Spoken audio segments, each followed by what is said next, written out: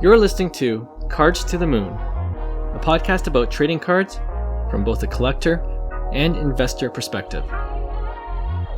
We hope you'll stick around for the ride as we take a deep dive into the state of the hobby, share some hot takes, hopefully some useful advice, and fun stories along the way. Hey guys, welcome back to Cards to the Moon. This is episode 274, and my name is Clark from 5cardguys.com and 5cardguys on Instagram and on YouTube and on Facebook. Co-hosting with me as usual is Hyung of Integrity Sports Cards. John's away this week again, but don't worry, he'll be back on the show soon. All right, off the top, let's talk about Whatnot. Okay. There was that whole controversy with Grant from Backyard Breaks that we already discussed on a previous pod. And to tell you the truth, that kind of fizzled out after his personal Whatnot channel got deactivated.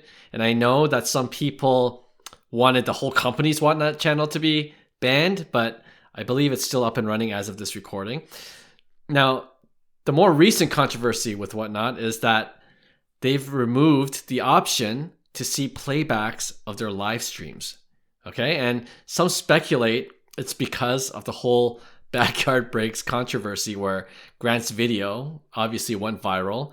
Now, whether that's the real reason or not, I think most hobbyists agreed it was very short-sighted because that now meant, if you bought into a break on Whatnot and you couldn't watch the live stream at the time of the break, then you wouldn't know if you had hit anything, right? Or won anything unless the breaker just shipped it to you, which is ridiculous. So the latest update, if you're keeping score, the latest update by Whatnot is that they do now allow you to watch playbacks, but only on two conditions.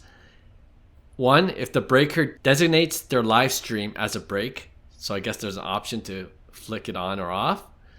And two, it would only be viewable if you had bought into the break through a video receipt that Whatnot would just give you afterwards, right? And their explanation is that these video receipts are designed to load faster. So my initial question, Hyung, is what the heck is Whatnot doing? So one, that's not a coincidence. It's obviously a major factor in why they made these moves. Right. Like I think, but it doesn't make any sense to me because, so does that mean that, I guess, I'm not a Whatnot user. I've never really been on the platform, but anybody can watch replays. Like that was the previous. I think so. Yeah. And pretty much. So from Whatnot's perspective, wouldn't they want that because that's the greatest marketing, right? Because if you do have things that go viral, obviously you don't want things to go viral for the wrong reasons, which in this case, it probably weighs a lot, right? So, yeah, it doesn't make any sense to me, but it does in the sense that it's very logical why they've made those moves, right? Right. And I mean, on the record, they haven't said anything in terms of why they did it. They just did it. Well, they're saying why they did it. They're saying it's for the betterment of their infrastructure or whatever it is, but it's obviously not that's what they're, I guess, trained to say, or they have to say. You know what's funny though? It's that Fanatics Live, they're essentially their competitor. Right. They jumped at this opportunity, right? And promoted on their social media how all of their past live streams can be viewed at any time. Little jab while they're down. Yep. So here, I got another question. If you are a new collector, okay, and you're looking to break, you're like, oh, I want to break a product, and you see that really the two main options are Whatnot, because they're still probably the biggest platform in terms of breaking, and then you see Fanatics Live, which is growing. Right. If you've seen this news, is it enough for you to just go to Fanatics Live and not deal with the headache of what Whatnot's doing? 100%. I only participate in breaks actually on Facebook, rarely on eBay, but I go to my trusted, I guess, breakers. Right. So if I'm coming in this from a neutral perspective and saying, okay, if I'm getting into the break, I guess, someone new wouldn't go, for instance, to Facebook, or they would trust a bigger brand that actually sells it from a retail perspective, which is Fanatics Live. Like, there's no doubt in my mind that I would choose Fanatics Live over Whatnot if I was a neutral being just coming into this hobby. Yes. Agreed. I mean, yeah, going to a trusted source on Facebook is like almost more for the advanced, collector who just has the connections and things like that. And they do deals on Facebook, so they know people involved. It's almost like a community base where you see the same breakers kind of participate. So it's kind of breaking with some of your friends that you know, and that's the other thing. It's like that's Whatnot's competitors at the end of the day. Private breakers. You could watch the replay as long as you're part of the group, right? So I don't know. Maybe it's a hybrid that Whatnot's doing. Because you wouldn't be able to watch the break, I think, if you're not part of the group. Right. But it's not necessarily paid. So at the end of the day, you got to trust the breaker. Yes. Right? Especially if you're on these other platforms like Facebook. Because there's nothing that will stop that breaker of deleting their video either. Right. With that said, though, Clark, I think it's unfair because I think there's a lot of good breakers on Whatnot. So for me, it's about, like you said, their following and their community that they've built. And I don't think any of this would be an issue to them. If anything, it would be like, yeah, I'm fine with it. It really doesn't affect me. I'm a paying participant in these breaks. So as long as I get access to it, I could care less if other people watch it or not, right? But it kind of reminds me of what you said earlier, right? If you're on Whatnot and you're a breaker or a seller on the platform, you lose all of that marketing from past videos. If no one can watch, if I'm a newbie and I want to see which breaker is reputable, which style do I like, if you can't see past videos unless you bought into it, then you know what I mean? Whereas, I agree. How am I going to make that choice? Right. Like, for instance, let's just say the breaker hit something big, right? Like a 1-of-1 Bowman Chrome Superfractor, and it was like, I'm sure it will go viral because the person that hit it would, obviously have that video, but it would be like instant. It would be like times 20, times 40 at the rate, right? So from a marketing perspective, I agree. Like, if you're a breaker, I think you're getting the crappy end of the stick based off marketing eyes if they limit the views at the end of the day. And if Fanatics Live isn't doing that, and if private breaks aren't doing that, it's like, why would you do that? You know what I mean? For sure. That's why I believe at the end of the day, Whatnot's going to go back to making all the videos. It makes sense. Yeah, the playbacks viewable. Yeah. So there's our prediction. And what are they doing right now? I don't understand. Okay, let's move on to hobby headlines. So I wanted to bring to your attention a couple of things that I love that I found all in one article. It's in The Athletic. And what I'm talking about is fantasy, baseball, and sports cards. All right. And it's great timing with spring training games on right now. So the title of the article is What Fantasy Baseball Projections Tell Us About Players with the Most Interesting Card Markets. Okay. And I'll link that article in our show notes below. But essentially, the writer, he comes up with a list of players and he looks at their fantasy baseball projections and how their card values compare to their potential on-field production for this upcoming season. Okay? And what I did for this segment was that I put his list in about 4 different buckets. And I wanted to get your take on each player and your thoughts on whether you would invest in their cards, whether you think it's a smart play for this 2025 season. Okay? Sounds good. So the first bucket that I created for the list is bounce back candidates. Okay? And these are players that the writer thinks had either a slow start or their 2024 year was didn't go as well as expected. And there's 2 guys I put in this bucket: Corbin Carroll and Julio Rodriguez. Your thoughts on any of those players in terms of collecting their rookie cards for this year, and if you would see them as a potential flip play?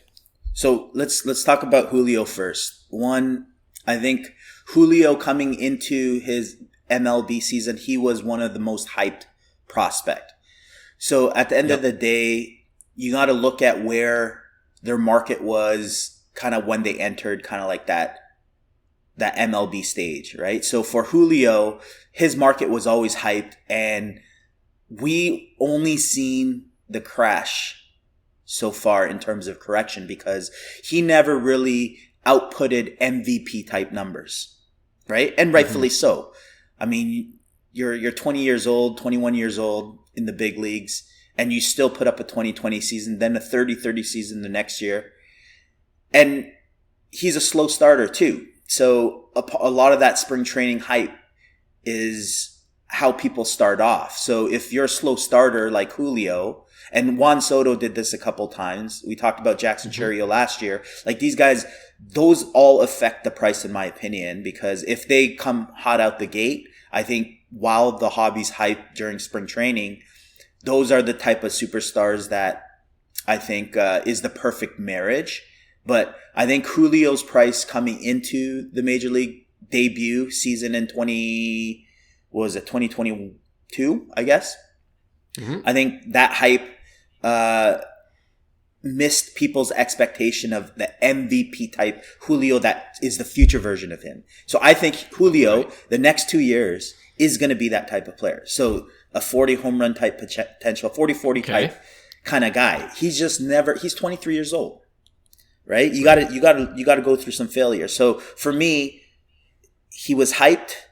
He has a crash, but I think there's a price point in the next, maybe it's this year, maybe it's in 2 years, maybe it's only 3 months. In the next 2 months, this is Julio's, it all depends on his performance. But at the end of the day, yes, I'd be eyeing Julio Rodriguez just as a generational talent.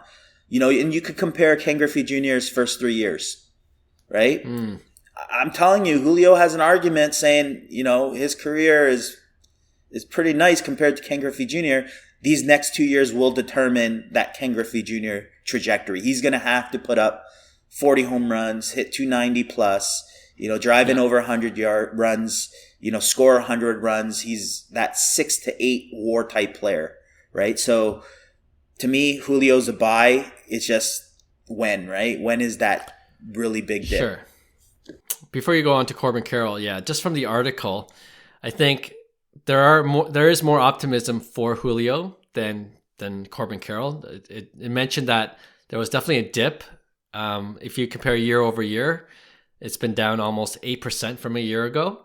But then that was the difference was even greater like a few months ago. So it's been steadily increasing. I think people are hopeful that he's going to rebound in a way that, that reflects his 2022 and 2023 year. But at the same time, you have to take this with a grain of salt. Fantasy baseball projections, they think Julio is going to do 28 home runs and 28 stolen bases this year. If he does those numbers, what do you think will happen to his market? It's going to sit sideways. He's put up a 37 home run year or whatever, 30-30 in his second year, right? And that was when he started really slow, right? So for me, that's not the Julio. That's not the Julio you're buying into. Like that's sideways Julio. He's going to sit sideways if he keeps on doing that, right? He has to be the 290, 40 plus type player. So that's the thing is that fantasy projection correct? Or do you think he will be that person this year? I don't necessarily think it's this year for Julio. I think it's going to be in the next couple years, maybe 3 seasons, that you're going to really see as, whoa, this guy's really he's the real deal, right? He's shown flashes, yeah. I'm pretty optimistic with Julio, but if I'm listening to what you're saying, maybe the best time to get it is sometime during the season where, he's still doing his 2020, 25 season. Yeah. And then you're really hoping for that next big jump in the upcoming season. 100%. Yeah. So it's more of a long-term, I would say, play with Julio because he's a generational type talent. Agree. All right. Moving on to Corbin Carroll. So the price that the article gives is about $1,200 for his first Bowman Chrome Auto. I think it's a base PSA 10. Who's that? So Corbin Carroll? No, Julio Rodriguez. Okay. Yeah.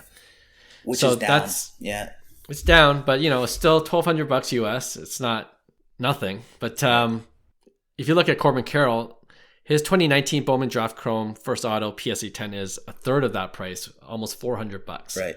So there might be a play there if you believe in Corbin Carroll. His first half slump in 2024 was really, really bad. Yeah. But then he really picked it up at the end of the season. I don't think a lot of people noticed, but he almost, in terms of home runs, he pretty much got there from his rookie year. Right. And his stolen bases were down, but still, he really picked it up. So are you buying into his second half or his first half? So first off, Corbin Carroll, I've been fortunate enough to watch this guy play, since he was 17 years old. And he was always the type of player that you're like, man, he's very interesting because he's undersized, but he doesn't play undersized. I mean, this guy's going to drive the ball. This guy's going to run. So I always believed in Corbin Carroll's talent.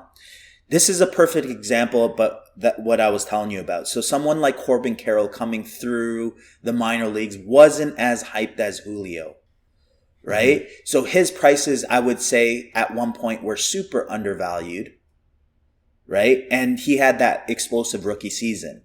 So you had kind of like that peak, and then his second year didn't go as planned, and that's where I guess it would be his third official season. Didn't go as planned, but at the end of the day, the talent is what you're buying into, right? And also kind of these factors I'm talking to you about is like, where was he underhyped or overhyped before that peak? So it's all going to correct itself, right? When the market kind of settles. So for me, Julio was overpriced and Corbin Carroll was kind of underpriced. So there might be a play, but I don't see the ceiling in Corbin Carroll the same as Julio Rodriguez. I like Corbin Carroll. I really think he's going to be an all-star. I just categorize Julio in that Ronald Acuna type basket. Right? Which is pretty good. Like that's high expected, but so does everybody else. That's why he was so hyped, right? We're waiting for the next Ken Griffey Jr. pretty much. Fair enough. Yeah. And, from that peak that you mentioned from his Rookie of the Year season and to what his prices are now, it's down almost 58%. Right. So that's a huge drop. So you know what? For me, I'm always looking at Corbin Carroll. It might be an interesting flyer. It might be more of a short-term flip, but I think there's a play there. Right. Makes sense. All right. Next bucket. And we don't have to talk about all three of these guys, but you could talk about who you think is the most interesting. I put them in the undervalued bucket, okay? And for listeners of this podcast, you can also equate this undervalued bucket to hobby logic, right? Because they're just always undervalued for whatever reason, and they put up the numbers, right? So Jose Ramirez, 1. Kyle Tucker, 2. Good ones. And I put in Michael Harris, 3. So yeah, out of those 3, who jumps out at you? Oh man. Well, this is interesting because these guys fall into that Manny Machado, Nolan Arenado category. Right. So it's one of those things where I'm off personally, even though they're undervalued. Mm-hmm. To me, I don't know what it's gonna like. Kyle Tucker, for instance, this guy is the real deal. This guy is a pretty dang good player, and him, getting off the Astros, I think, is going to change the way people look at him. Mm-hmm. So there's that. But like I said, what is it going to take for Kyle Tucker to get love? Right? I really like Kyle Tucker from a baseball standpoint. Like, there's so much value, especially from a fantasy standpoint. You should be all over Kyle Tucker. But from a hobby standpoint, I think he gets no love. Then it's same with Jose Ramirez. And what Jose Ramirez has going for him is how rare his cards are, really. There's not a lot of cards of Jose Ramirez. He wasn't a big time prospect. So for me, Jose Ramirez we're going to all look back at his career and say, holy geez, like, this guy was really good, right? It's kind of same with Machado. I think people don't realize how good Machado is, and how when it's all said and done, we're going to be like, dang, Machado had, like, that's Hall of Fame numbers, right? So for me, Jose Ramirez kind of falls into that category where Kyle Tucker's like more of a prospect, where it's like, whoa, over the next 3-4 years, we're going to really see the damage Kyle Tucker has done. But like I said, these guys could sit sideways until they retire. That's the dangers of if you're looking for a short term. I don't know if these guys are the guys, because are those the players that move the needle like Acuna, Tatis, Julio Rodriguez? Like those are the guys, Ohtani. These are kind of like that, what everybody loves for some reason, for whatever reason it is. And Kyle Tucker could have better numbers than these guys and still get no love, right? So that's the dangers of it. And then Michael Harris, for me, it's like solid player, but like I don't see him in those same category as necessarily that Jose. Now, the thing with Michael Harris that I like is he's going to be very interesting, because he was never a home run power guy, nor was he necessarily projected to be. I will say that if Michael Harris all of a sudden puts up a 30 spot, he's going to be very, very interesting, because he has that. He's still young. He didn't have that hype. He had a burst when he hit the big leagues because he tore it up. So he went from super undervalued to kind of like having his spike, and then his price is settled. So based out of all those three guys, though, I like Jose Ramirez long term. I like Kyle Tucker you keep on watching. He's going to put up some stupid numbers. You know, he could really turn heads one day, but I think they're all going to sit sideways, though. Yeah, I think I agree with you too. I think the best case scenario for Kyle Tucker is probably Mookie Betts. You know, he's projected to do 30-20 this year. Right. And his first Bowman Chrome base auto PSA 10 is going for less than $300 still. Is sideways. It's always been around $250 to $300, and this guy hits 30 homers every year plus, and then steals 20 plus. Like he's a perennial 30-20 guy, right? And kind of reminds me of Mookie numbers. And you know, Mookie belongs in this bucket too. You know, he's finally getting some love, but still, like for you know his career stats, he should be worth a lot more, right? Jose Ramirez, like he almost did a 40-40 last year. And he's hungry. He's hungry. He realizes that's what people are looking for. So he ran more, right? Exactly. And, you know, and another guy who puts up the numbers year after year. I mean, he was pretty overshadowed by, obviously, the Shohei 50-50 chase. But Jose Ramirez, his Topps Chrome, 2014 Topps Chrome rookie auto in a PSA 10 is going for $560 right now, right? Crazy. The listing that I saw that's really interesting. If I was a Jose Ramirez fan and I'm willing to just hold on to his card and, you know, wait till he retires, and I do believe people will give him the love at that point, there's a Topps Heritage red ink auto, and I don't know why. Maybe you do, Hyung. It was numbered to 10 that year for him. Oh, interesting. And it's listed for $4,000 right now on eBay. I think that's a great buy, to be honest, because here's why. If it's numbered to 10, I didn't know that, but I knew that red inks are a lot more rare, like as the years go by. But I think Jose Ramirez in general, he doesn't have any eye-pleasing rookie cards, Bowman First Chromes. I believe his Topps Chrome rookie. I would say that red ink auto is 100% his best card out there. So I think I love it. Yeah, I think there's a lot of upside in that long term. Like I said, you could overpay right now for it. Like let's just say you negotiated $3,500, and people are like, "Well, that's 4 times the last comp in 2017 or whatever, 2018." But that's the whole point. It's like, well, you know, what does it take to get a card like that? Right? Because, and why wouldn't a seller sell it for less? He knows how rare it is. And there's only one person that has to think, you know what? Buying now is buying high, but buying now could be also buying cheap. So in the long run, right? So I think there's a play on Jose Ramirez in general, just because how rare his cards are. And then Kyle Tucker, on the flip side, in what year was Kyle Tucker's Bowman Chrome? Do you know? Yep, it was 2019, 2015 Bowman. 2015. So yeah, so this is like pre-era where nobody really cared about Kyle Tucker, and it was Bowman Draft, was it?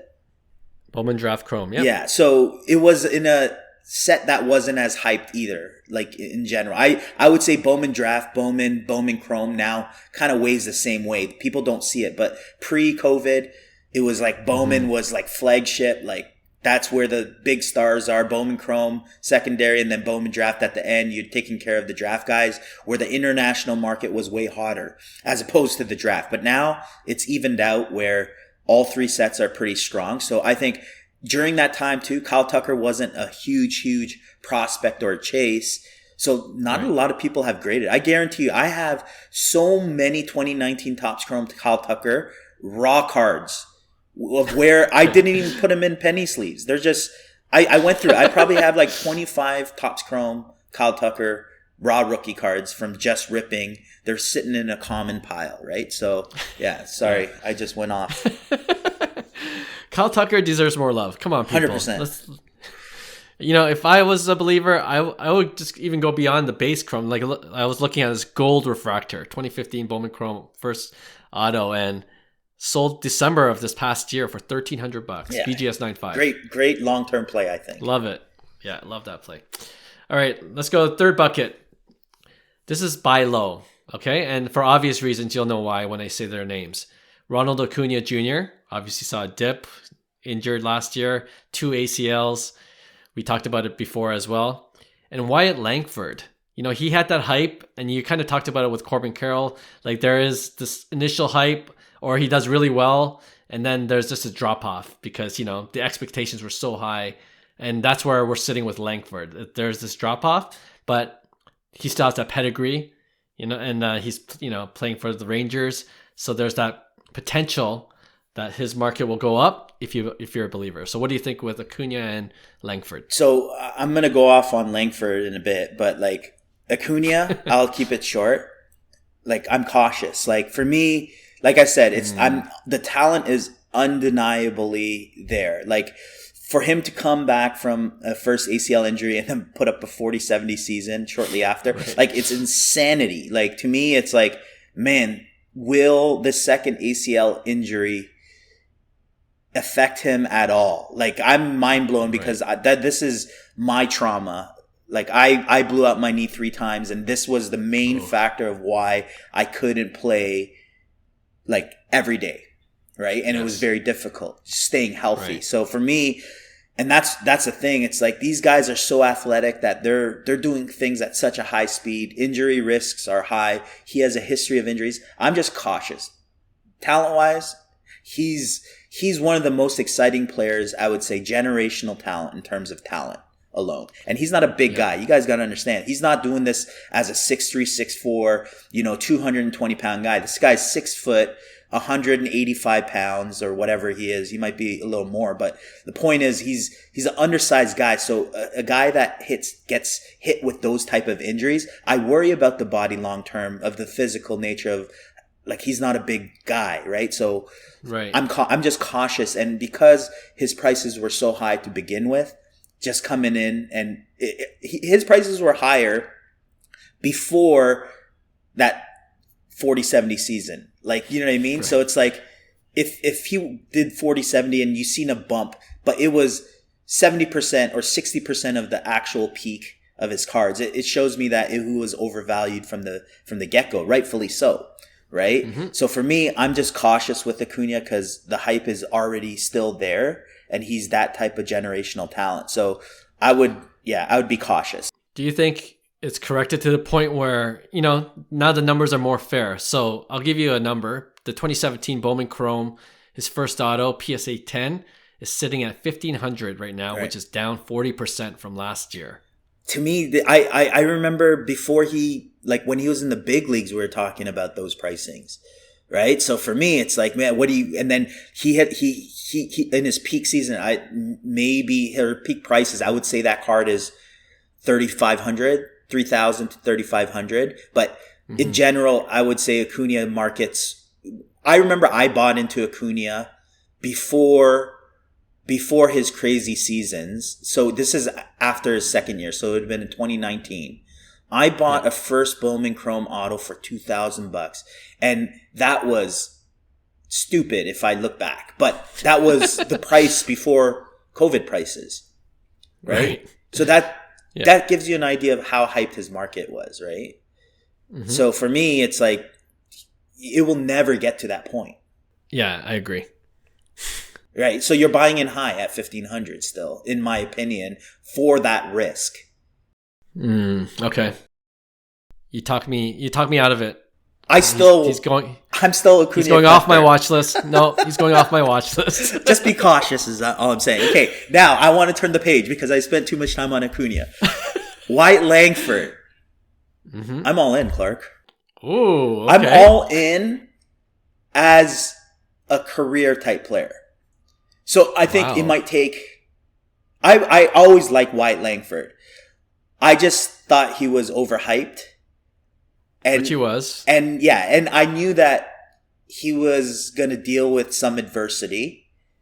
Mm-hmm. And the rebound player now is what I'm very interested in with White Langford. I think he's shown... I think he's more mature than your typical prospect because he's a young prospect too, but he has 3 years in an SEC school and absolutely dominated. And for me, that was the hype. Right. Mm-hmm. And I think last year the injury really set him back, but this guy's going to go off. He's the type of guy that I would say is an MVP type caliber player. Okay. And I couldn't say that necessarily with Julio Rodriguez, for instance, where Julio's a steady, you're going to get 280 to 300 on an up season, maybe 300 plus with 40 home runs, hopefully. That's the upside of like Julio Rodriguez. The upside of White Langford is like MVP, like 300 plus, 40 plus, maybe 40. He's not a big runner, but like that, this game is changing. Even him, he didn't run as much in college because maybe he didn't have the opportunities because he hit so many extra base hits, but he's stealing more bags now than he's ever had in his career. And he has that speed. That's the thing. His tools, I would say other than defense would be his only setback. But if you're telling me from his price point, who's the next guy that can be a Mike Trout type player, it would be White Langford. Right? Ooh, so that's why for me, the upside is definitely there with White Langford. I wish he was a better defender, but like I said, he has plus speed. His arm is probably his downside, right? So he's going to be limited to like that corner outfield position. So for me, it's like that's the only downside I see in White Langford. And his prices are at a low where I'm looking at some of the deals. I'm like, this is where, I might do a big buy. Like, and here's the thing. His expensive cards may not be the play. Right. Because I think those, like his orange refractors, his true colors of Bowman First Chrome, I think they're overpriced or maybe they're properly priced, but undervalued. It's the Topps Chrome flagship colored golds, even gold autos, right. Topps Chrome, like even Bowman Chrome, his first autos, raws, PSA 10s that are selling for the hundreds right now. To me, I think there's enormous amounts of play that you could do with White Langford, and I think there's so much upside at the timing of his career. I think he's going to have an MVP type season within the next 2-3 years. That's why. So it's like, I don't know if it's this year. It could be. And this is what I seen in Bobby Witt Jr. too, before he had his MVP season. It's right, like, sure. It was like a buy. These are guys that, hey, it might be this year, it might be next year.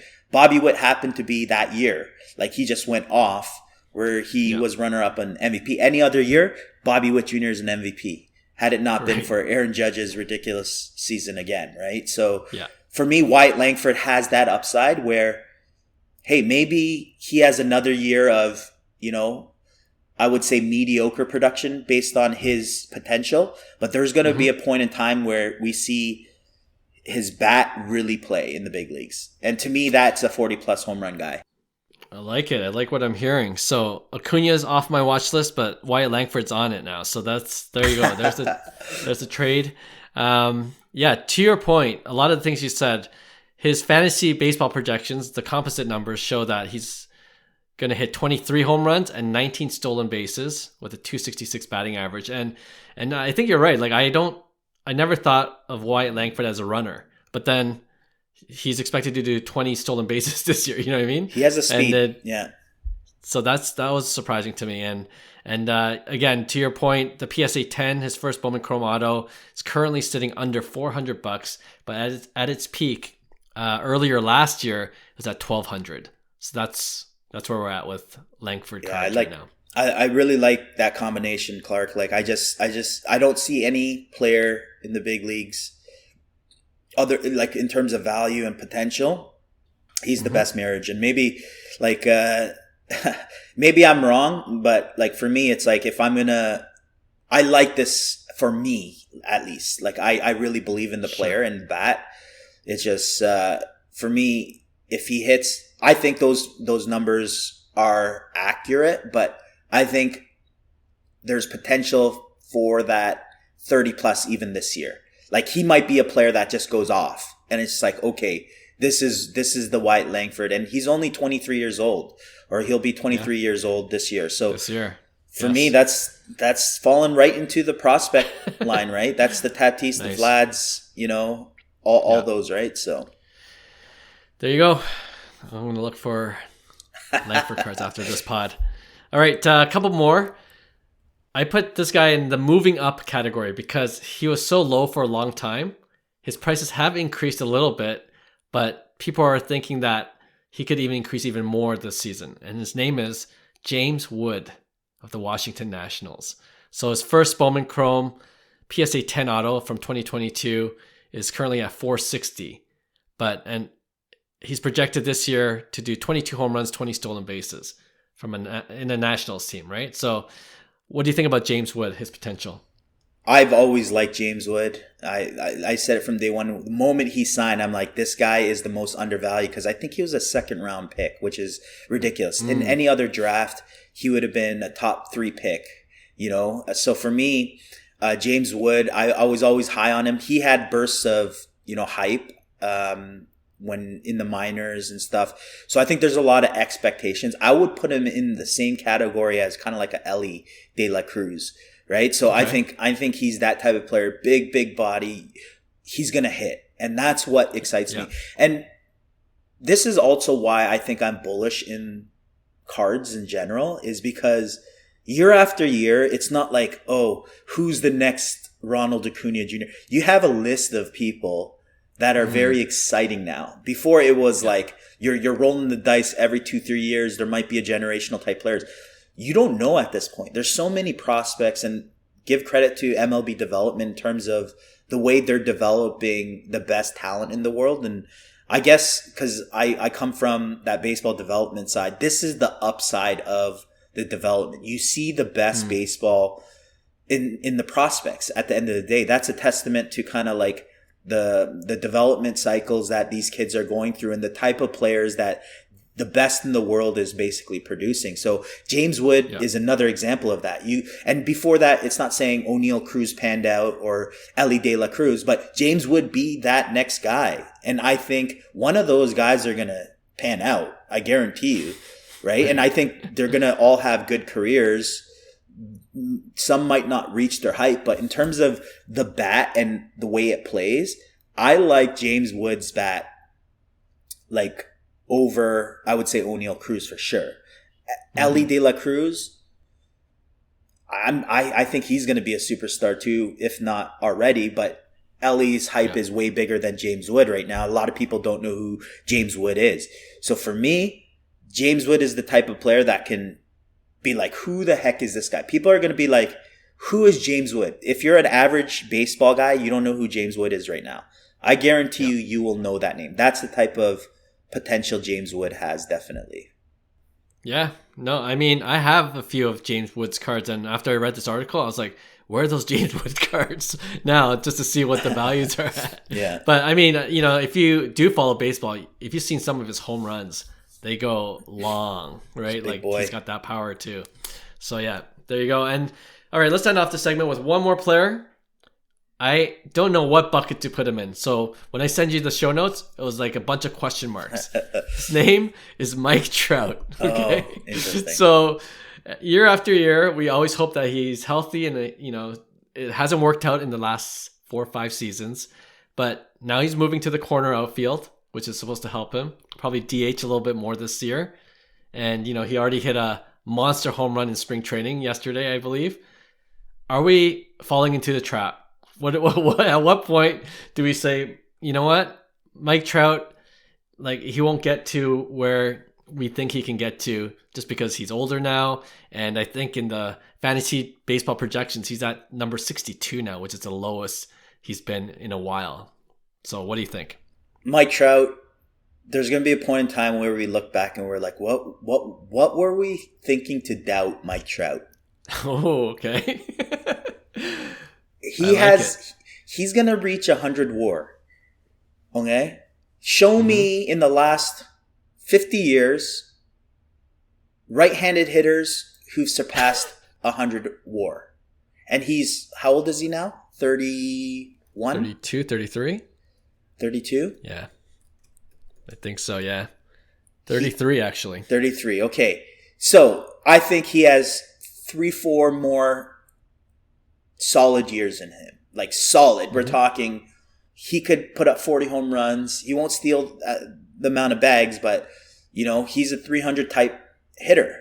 So for me, he has 3 more good seasons. We're going to be like, wow, Mike Trout, he might not be the GOAT like anticipated, but there is no doubt in my mind that, and this is maybe a good comparison now of Mookie Betts, right? So it's like, that's a pretty good comp because Mookie Betts has a similar trajectory to Mike Trout at this point because, at the end of the day, Mike Trout was overvalued. Mookie was undervalued, right? Always. Mm-hmm. So for me, Mike Trout, I think he's had absolute bloodbath over the past 3 years, and I'm grateful because I had a Mike Trout Topps Update auto. I don't remember. Mm-hmm. I don't know if you remember that auto. And I remember, like, that was a PSA 10 auto 10. So super rare. I think Jeff Wilson might have that card now because I remember he bought a dual grade, a grade and a PSA 10 auto. But I remember I bought that thing, insane as it sounds, for like 10 grand. And wow. And just before his market crash, I sold it for 10 grand. So for me, I was like, I'm glad I got out because now I think that thing is like probably like $3,000 or whatever it is. But I think there's now is an interesting time for Mike Trout because I'm interested from a long-term perspective. And he could be that type where it's more iconic cards. Like, for instance, is Mickey Mantle the GOAT? Would you say Mickey Mantle is the GOAT in terms of baseball? No. Exactly. So, for not even close. He had a shortened career. He was a superstar, but he's not the GOAT. What's the most expensive baseball card known in existence? 1952 Topps. There you go. So, to me, it doesn't necessarily correlate. Is Mike Trout the GOAT of baseball? It's his piece. There's more to it. It's like the history of his sales, iconic cards where some were untouchable. Will they age like fine wine? So the 52 Mantle aged like fine wine. Mike Trout, is there a play on that side of things? Absolutely. I think he has enough history where long term, I think it's a play. I like it. The number that this article gives in terms of his rookie card, they refer to the 2011 Topps Update, which he did, just the base, in a PSA 10. It's currently going for $867. I think that's correct, though. I think that card specifically, price, because the pop is so high, because I always said it, it's like I wouldn't even be a buyer at 1,000, and now it's like just under the 1,000, and it's like, I don't know, but sure. I mean, it's definitely a card to have as a collector, though. I will say that. So there's a price point. In terms of other plays, I think there's secondary like cards of Mike Trout that are super cheap, even like Topps Finest. Like I think huge upside still, like great cards. So I think there's a lot of plays, even the Bowman Chrome, like your play that you got at the Refractor Bowman Chrome Trout. I love that play. Like that was a huge upgrade if you think about it from last summer to even just this spring, right? That's a huge upgrade. Same price. For sure. I love it. I love it. I'll just read what the writer wrote, and then we can move on to our next segment. But I think he's right. He says, if you started collecting during the pandemic in 2020 and never really knew Trout, you'd wonder why his cards were ever so valuable. Here's why he's still a chase card for collectors despite his injury-riddled recent history. His career 162 game averages are as follows: 40 homers, 102 RBIs, 23 stolen bases, 299 batting average, 410 OBP, 991 OPS, 9.2 WAR. 9.2 WAR. That's crazy. So essentially, if he's able to stay healthy for almost a full season, those numbers will be ridiculous, right? So yeah. And then, he does couch it with this warning that it is a very big if in regards to his health. So that's the really big question. But if you're a believer, like I am, yeah, pray for his health, people. Okay, let's move on to our next segment called Would You Rather? All right, so we haven't done this in a while, but I'm going to give you two scenarios or two cards, and you just tell me, would you rather choose A or B, okay? First one. A, would you rather go to Fanatics Fest in June this year or the National in July, August? Are you asking, is this a personal question? It could be. Are you just like, what are you doing, Clark? What are we doing this year? I kind of made up my mind. I'm like 80% there. I don't know if you listened to the pod where DC was on, but I kind of said it on that pod where I'm leaning towards. Oh, did you? Yes. Oh, okay. So I'm curious. You're definitely leaning towards the National for sure. That's correct. Yeah, I think the National is priority. So I would say National, but I think it's still this is the personal question. It would be we still have to go to both. I would say we try to. Yes, I agree. We try to. Yes. But if I had to choose one this year, it would be the National. Yes. But I'm going to try my best to go to both. We're going to make it happen. Worst case content, right? Yes. All right. Would you rather have the Shohei Ohtani liquid silver baseball cards that are coming out of the Topps Diamond icon? I believe the last one sold for $3,500. Or the Shohei from the 2025 Topps Series 1 set, his player number parallel, which we kind of talked about before, numbered to 17. Do you know the value of that? I don't know if one's sold, but I think it's probably similar. That's out of 17? It's out of 17, his number. Ooh.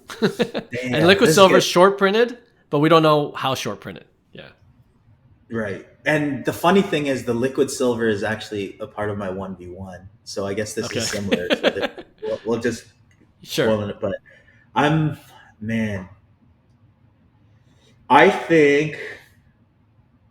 think that number to 17, that's going to age really well. Because like you look at any Jordan card, any LeBron card number 23.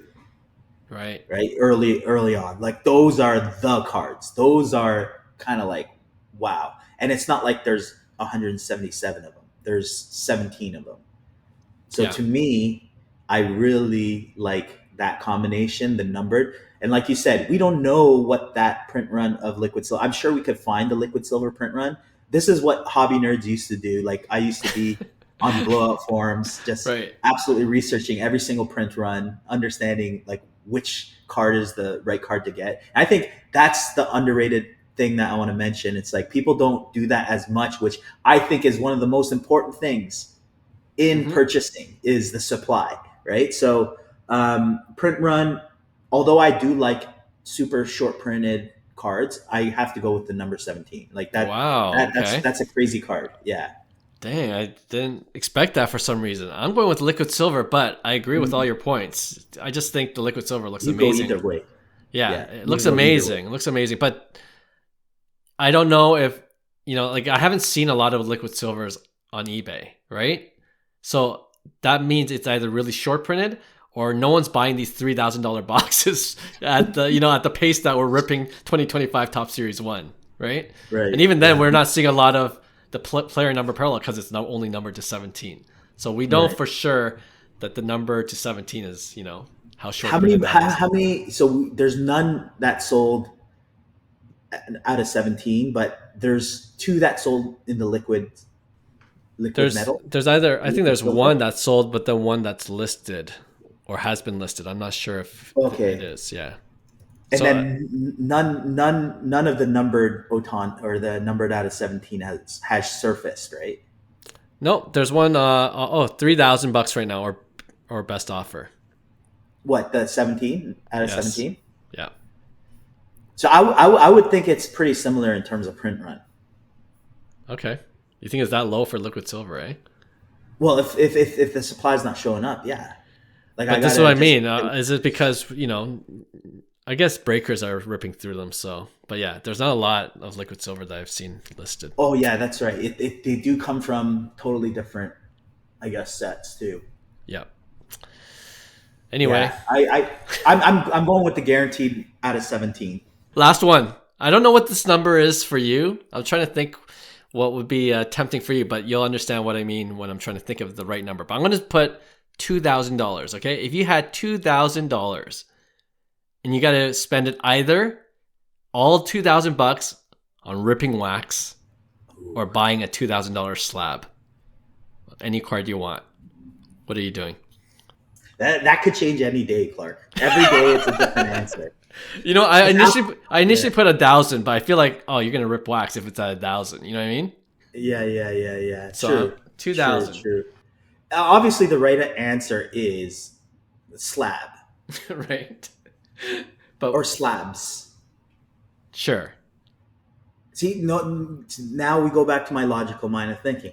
When I was ripping at a ridiculous rate, yeah, at one point in life, I would hedge it. So I would rip 1,000 and hedge it with $1,000 card, where I thought it was at least I could have a chance to get my money back, right? But if I had to pick one right now, I would go with the slab still. I've always been slabs over ripping, but I did at one point rip a lot, and I'm not saying I necessarily did all bad, because there's plenty of time. Like I said, I have so much base cards that I could go at any given time and say, okay, I need $5,000, for instance. Mm-hmm. I could go and get enough base cards or cards in my even top loader. This is just they don't have top loaders. They're in the bins. Yeah. That you could create $5,000 worth of treasures. Slots. Yeah, sure. Yeah. And it's always that. So for me, I've always enjoyed ripping, even now, because I've hit well, I've lost a lot, but at the end of the day, it's keeping me coming back. So it's not necessarily the ROI from that rip that I enjoy ripping, if that makes sense. Yes. Well, with this question, I wanted to see how much of a degen you are, but I guess times have changed. And you know what? Ripping wax, the ROI is just getting poorer and poorer, to tell you the truth. Yeah, it's not there. It's definitely not there from an ROI perspective. But like I said, if you enjoy it, then there's other value that you have it. If you're in 100%. It just for the flip, get the slab. 100%. And to that point, and to end this segment, we got a bunch of friends coming over to your studio next week. We'll be ripping because that's what we love to do. So it'll be fun. Looking forward to that. I'm super excited because I haven't ripped. It's been a while. It's been a while. Yeah, it's been a while. So I'm looking forward to it. Especially as a group. Yes. As a group. Yes. Yeah. We have the perfect group to do it. And maybe we'll get DC to bring one of his, bring something fun. Top Series 1 is great, but let's rip something fun. All right. We know DC listens to every episode, so he'll hear this episode before we rip. So there you go. Bring something real fun. We'll record it and we'll have a good time.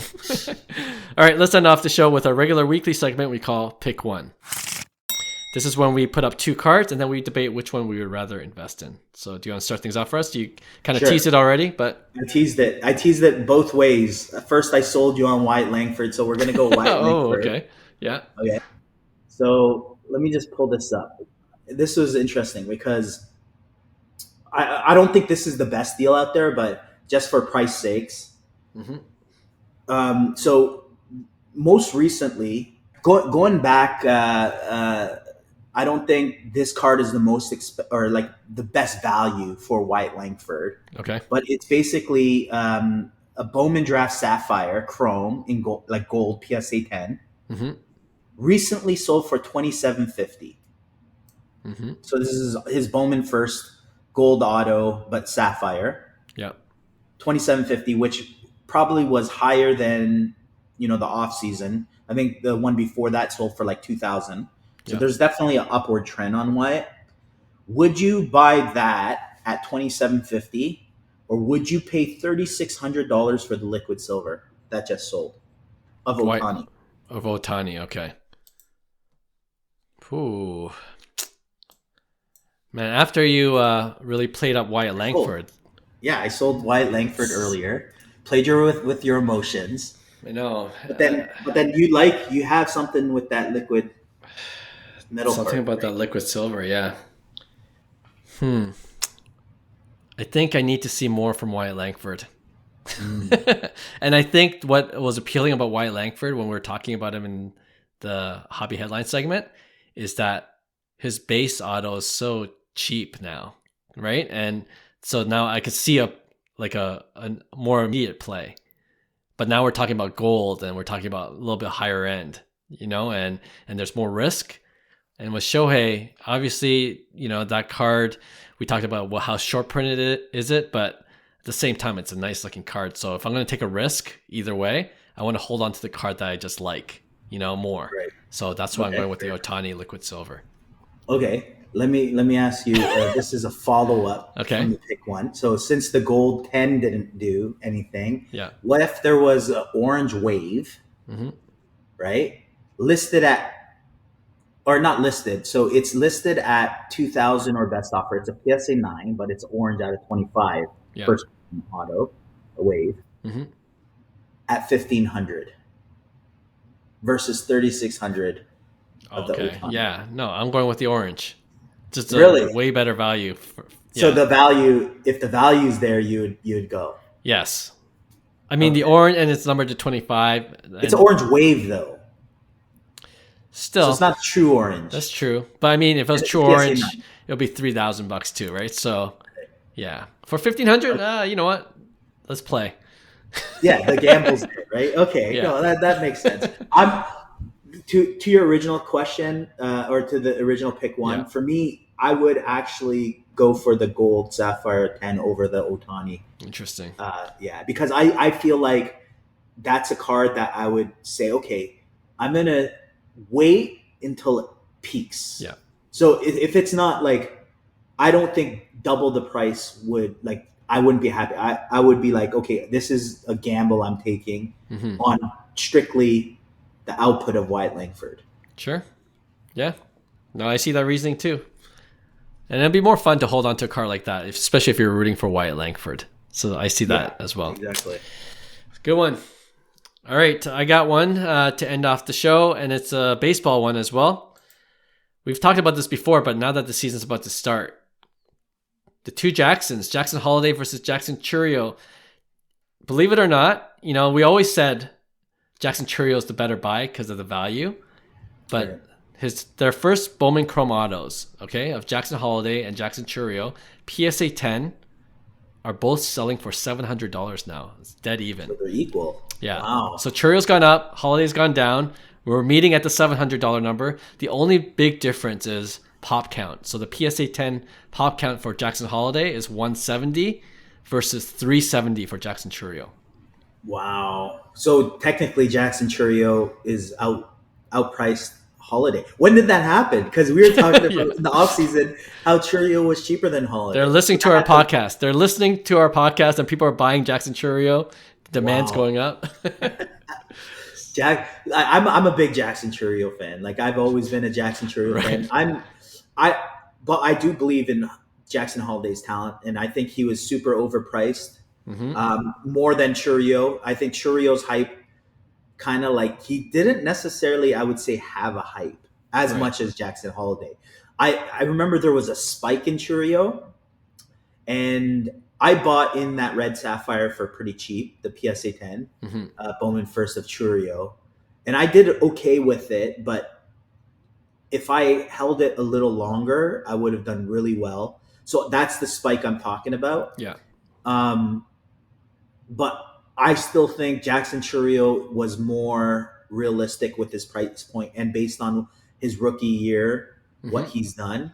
So I think he's, like I said, he's that Julio Rodriguez type fit. Like I really like the upside of Jackson Chourio. And to me, Jackson Holiday still has a lot of work to do and prove himself.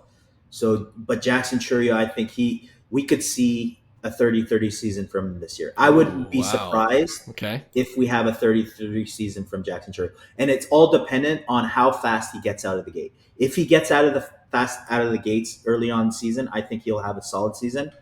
But like I said, he's known to be a slow starter and a really hot later in the year type player. So I'm hoping that he can make that adjustment and start hot out the gate so he could hit his potential numbers that I see. And if he's at that point, I think you're looking at a Ronald Acuna type player. Okay, that's interesting. And you're right. This kind of ties in nicely to everything we talked about before with fantasy baseball projections. But for Jackson Chourio, the projected numbers it's crazy for a second year player. 23 home runs, 27 stolen bases, right? 267 average. Jackson Holiday, 11 home runs, 9 stolen bases is a projection. I guess they don't expect him to. That would be expected. They don't expect him to play the full season either. They're predicting 400 at bats, versus Chourio, who's projected for 600 at bats. Right, so he's definitely far more along in terms of development.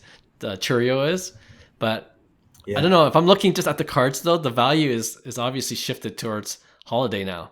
Lower pop count, PSA 10s. They're the $700 equal. So for that reason, I'm gonna gamble with Holiday and just hold.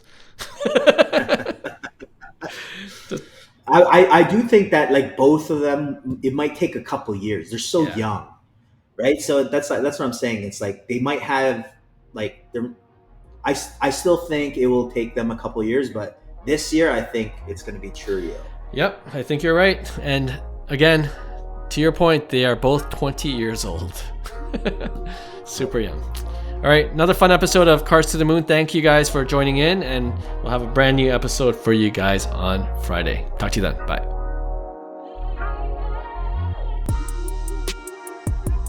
Hey, thanks for listening to Cards to the Moon. We'd really appreciate you subscribing to our podcast wherever you listen to your podcasts. And you can also connect with each of us on Instagram at 5cardguys, or you can follow Hyung at Integrity Sports Cards, or John at TradeU at Recess. You can also check us out at 5cardguys.com. Thanks again, and hope to connect soon.